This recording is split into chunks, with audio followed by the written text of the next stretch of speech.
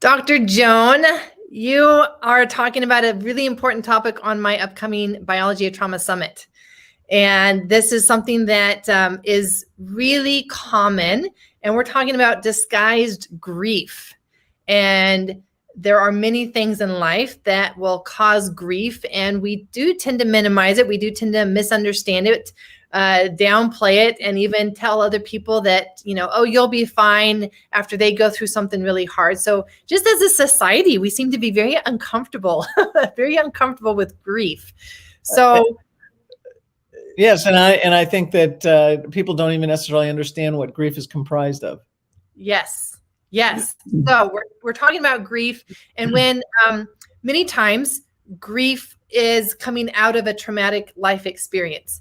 So it was one of those experiences perhaps that you felt like you had that punch in the gut where it took your breath, like you actually stopped breathing for a second when you got the news, or when you saw what was happening, or you saw that, this was going to happen, and you really truly were powerless to change what was going to happen.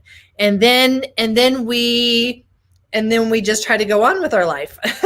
Right? Right.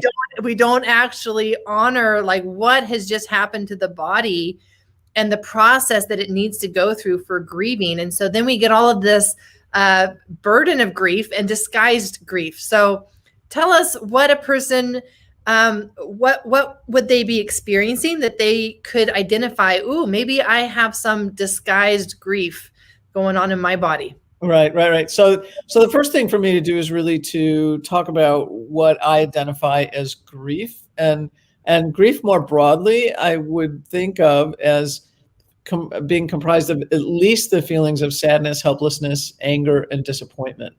So when we're talking about those feelings, in some measure, there's grief there. Yes. And what I found is that people, go through life, they're struggling with all sorts of stuff, and underneath is what I would call disguised grief. And so why am I calling it disguised grief?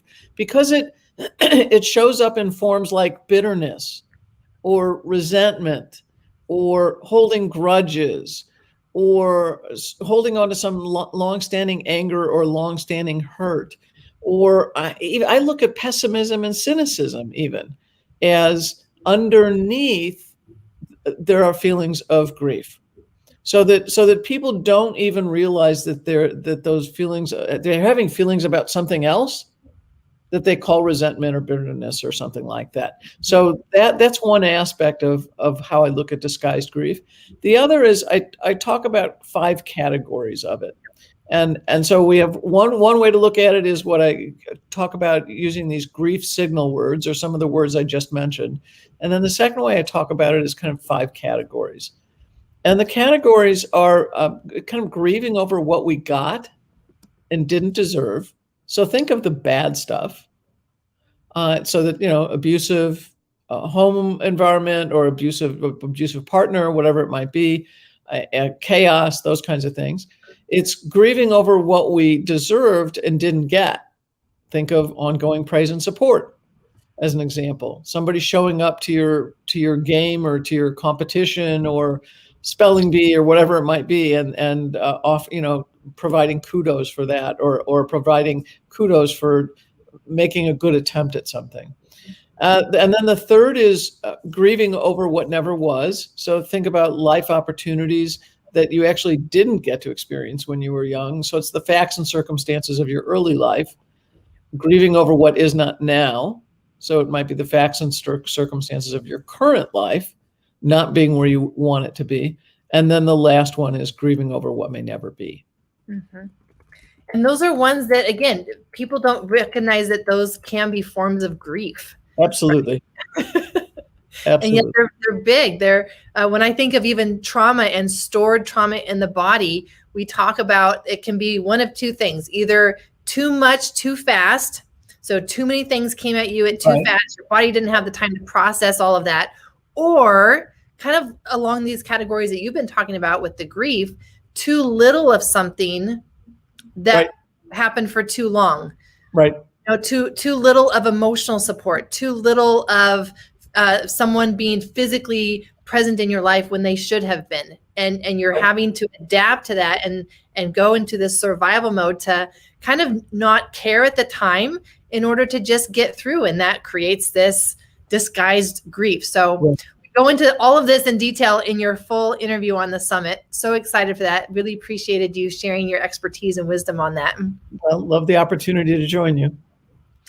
And if there's one thing that you could tell people, like if this is you, you would really, really benefit from my full interview and should definitely come check it out. Who would be the people, Dr. Joan, that really, besides everyone? Besides everyone, right. So exactly. So part of the way I look at it is that if you have memories or you have life experiences that you feel like you've never fully made sense of, then this is for you.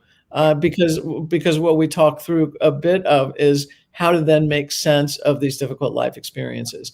And really I think that when we are able to do that, that is part of what allows us or helps us let go of those experiences, because we have a chance to make sense of the impact and meaning they had on us over time. And so that's a large scope of what we talked about the whole time. And if that's a challenge for you, then it's going to be really, really beneficial for you to come. Yep. Awesome. Yeah, I'm looking at my notes here from what we went over in our full interview.